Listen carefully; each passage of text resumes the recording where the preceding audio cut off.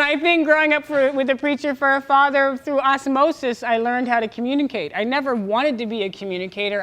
My nature is very shy, which people are surprised by because I get up here and I just start blabbing. But my nature is very shy. It's why I climbed a tree. I'm good at playing by myself. Like, I volunteered to sit in a tree because I like hanging out by myself. I'm really self-sufficient.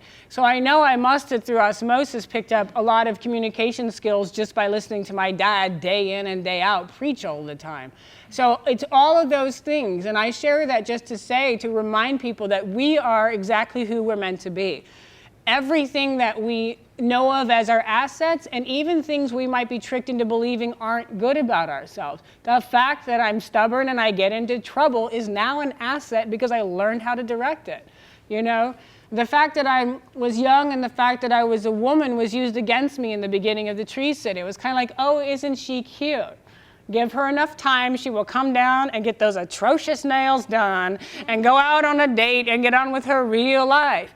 But then I stayed, and I stayed, and I stayed, and then I was doing something that big burly dudes had never done before.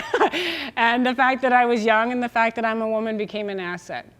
So I really encourage people to know that, to look within yourself and to know that you are already everything you need to be. Everything that's who you are is the perfect gift of what you have to offer the world.